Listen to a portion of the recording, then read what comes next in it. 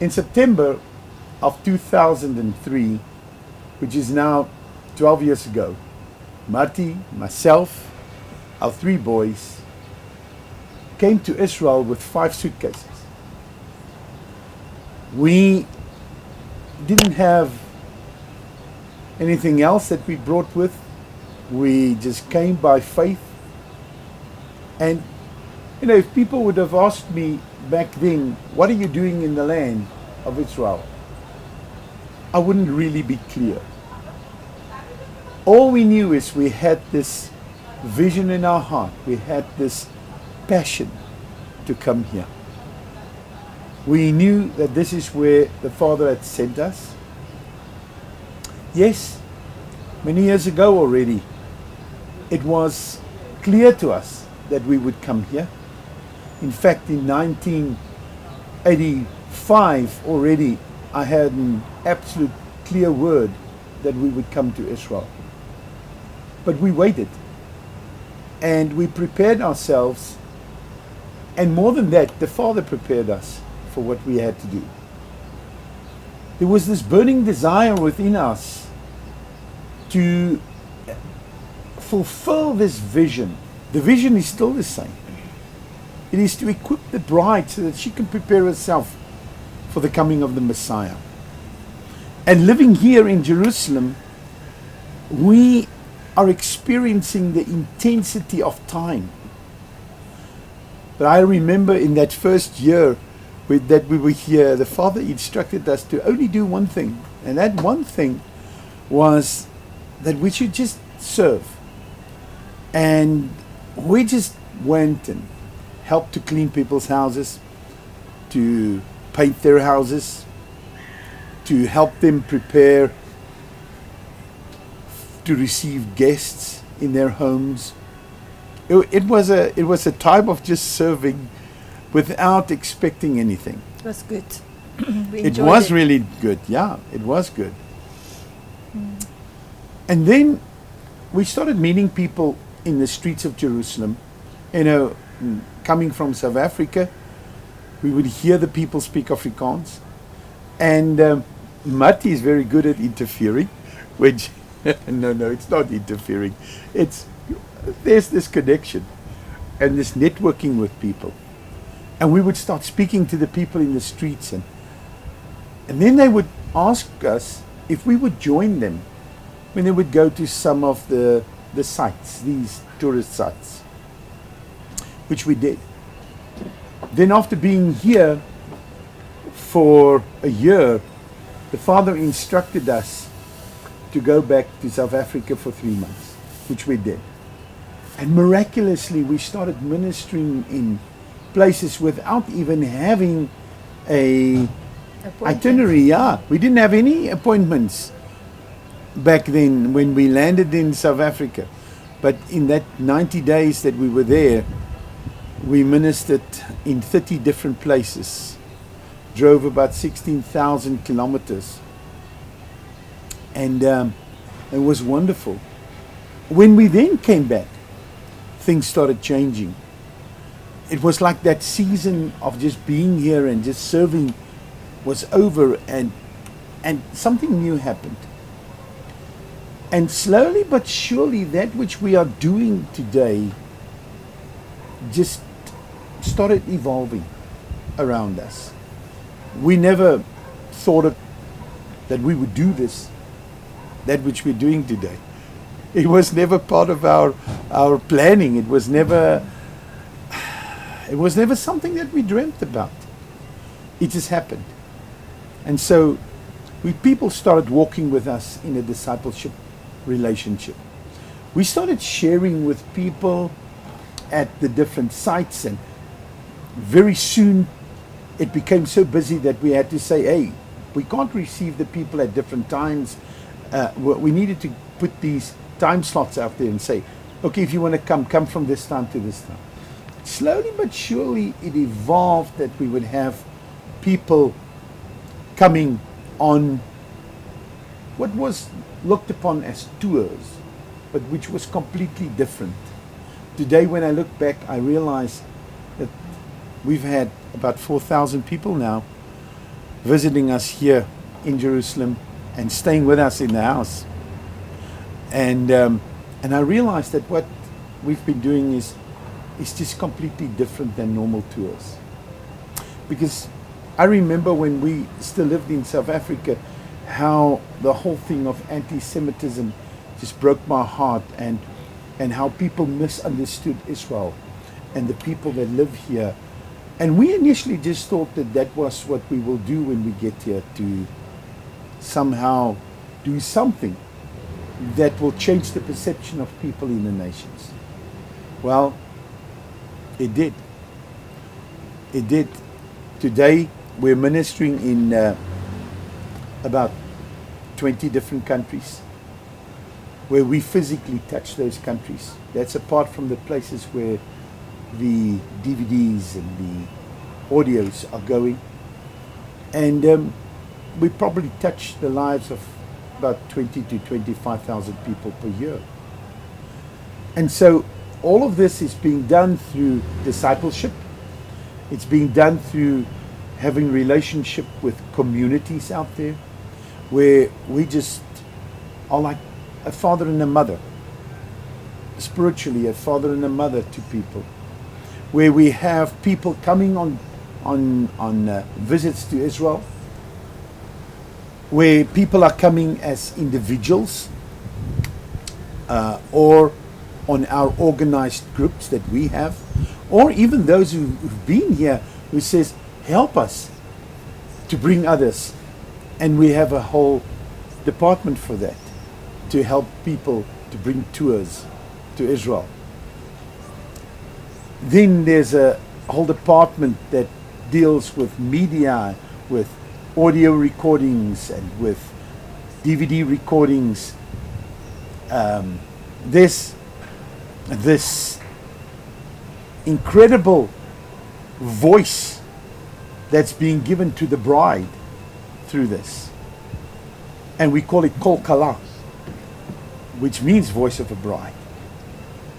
Then apart from that, there's research that's being done.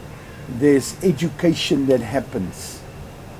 But the thing that's always been the passion for me personally was to be involved with an understanding of the tabernacle of Moses.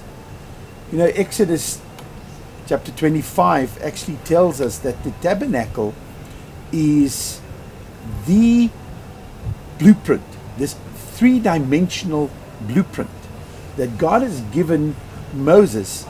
And if you go and read Hebrews chapter 8 and 9, then that's exactly what it is. It's a three-dimensional blueprint of us as the body of the Messiah, of us, of how the Father wants to dwell among us. And so the team started growing. I mean, first the children started getting married, and now Juan and Else are married, Jacques and Chanel are married, Tian and Janie. And in that sense, the team started growing. It wasn't just anymore just me and Mati, but they became actively involved in everything that we were doing. Then other people were added.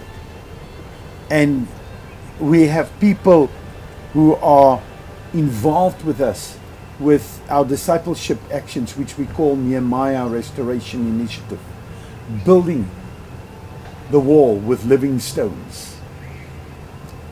We have people involved in the communities, which we call Bethel communities, and there's a wide variety of things that's happening. There's the orphanage in Kenya, and that's very close to Mati's heart.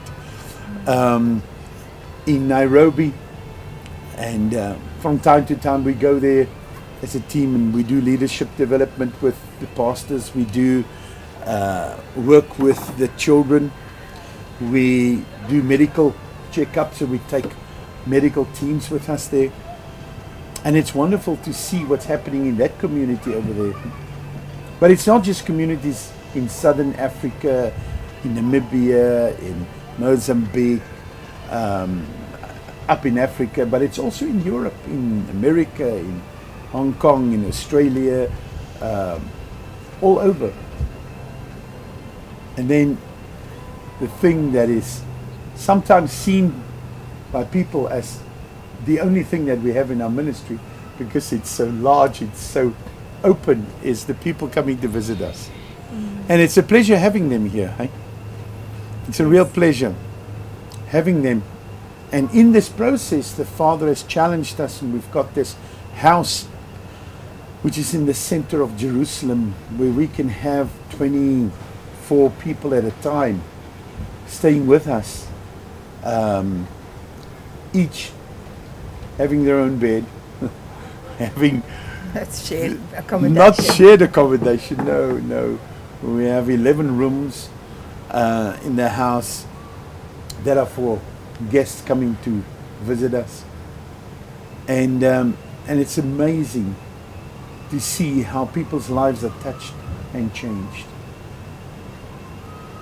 Jacques and Chanel actually started the media ministry, which have touched countless thousands of people.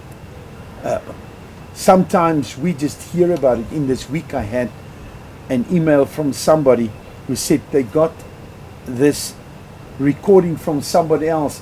Can they get permission to copy it and just give it to some other people? And I wrote to them and I said, well, as far as the audios are concerned, yes, it's fine. And so it's going into places where we would never even known about. And it's wonderful how many countries have opened up for us to minister in because of these audios. It's wonderful to see how all these things developed. But the one thing that has always been a real passion for us, as I've said before, is the tabernacle. The tabernacle has been in my heart since 1984. And now we've built this 7.5% model of the tabernacle here on our rooftop or roof terrace in Jerusalem. And we've already received hundreds of people who came and sat around it, and we looked at it as a shadow and a type. Now, we can today say, it's wonderful what the Father is doing through our lives. And we can just continue to do what we are doing right now. But I think greater things are yet to come. Amen. And greater things are yet to be done in this city, Jerusalem. And I really believe that this whole study about the tabernacle is that which the Father wants to enhance. That which He wants to bring to the forefront now. An understanding of it.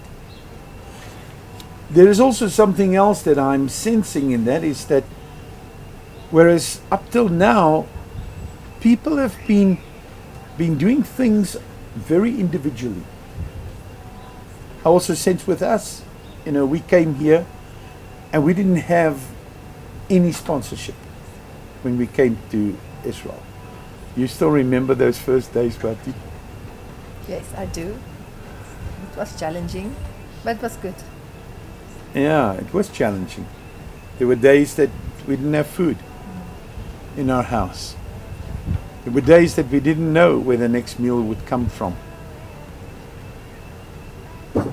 And it's wonderful to see how the Father has led us from that time up till now. But also with us, we feel that it's a new season. And this new season is to say, it's not just about what we can accomplish and what the people that have joined hands with us in ministry can accomplish. But it's now a community thing. It's what we can accomplish. And so we've come to lay a foundation, a platform from where we can now operate. And if I say we, not just me and Marty, not just our sons, their wives, not just the people that have joined us in our team, but you too. Now, the Father has really challenged me about something.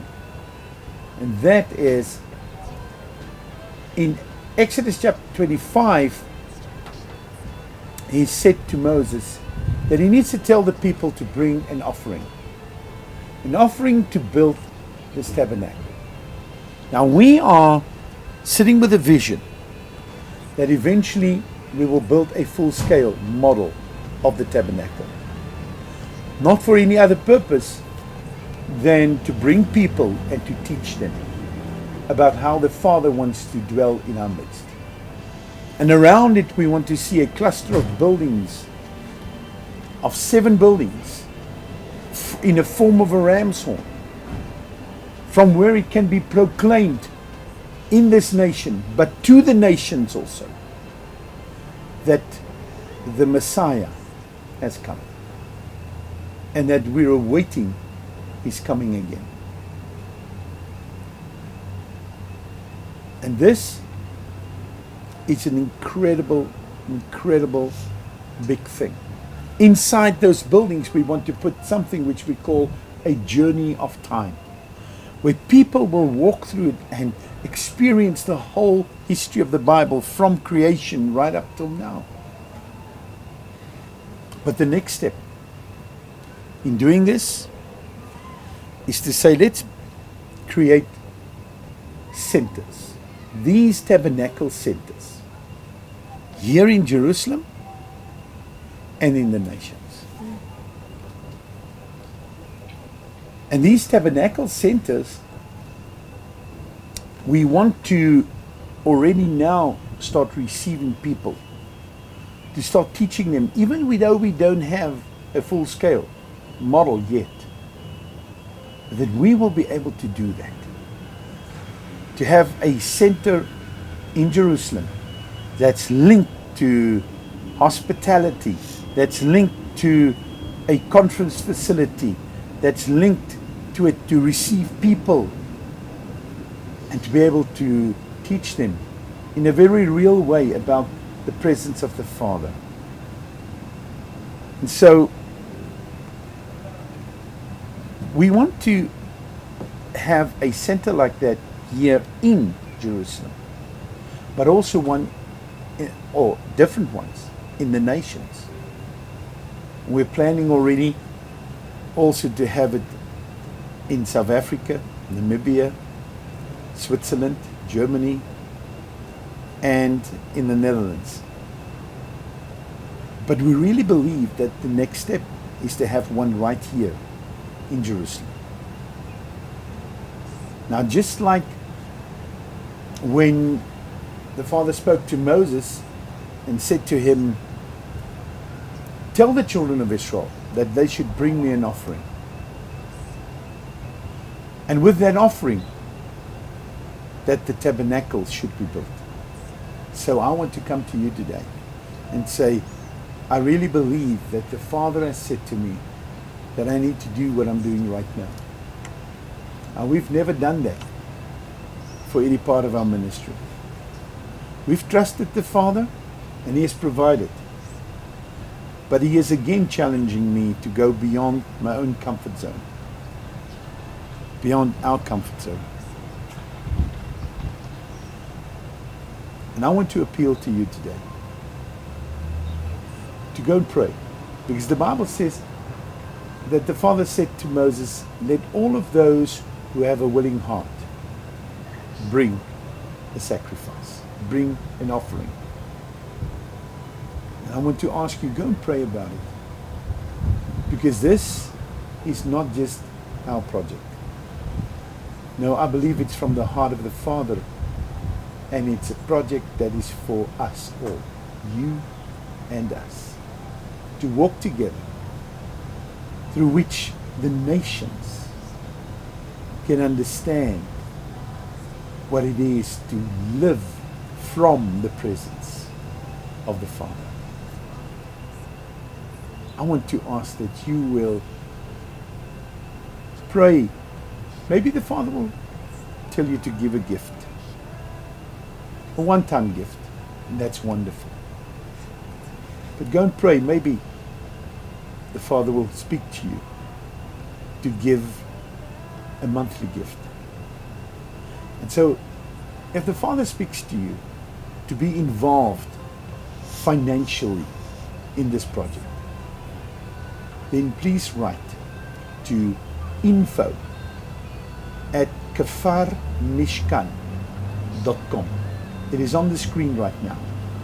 Now, the word Kafar Mishkan is the words with which we have registered this project here in Israel. And it means the village, this Mishkan, this tabernacle village institute. An institute where people can come and learn what it means to walk with the Father. I urge you, stand with us, that we will be able to do this. And we want to thank everybody that has given into our ministry up till now. If it wasn't for you, what we have been doing right now would not be possible. Join us.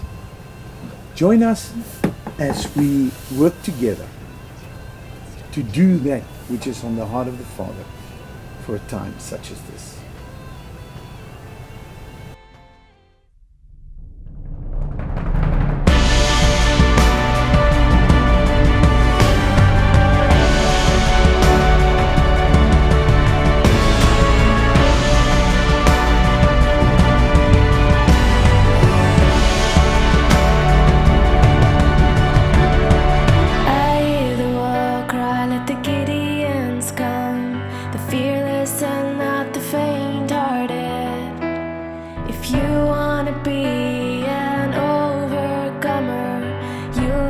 Face all your giants.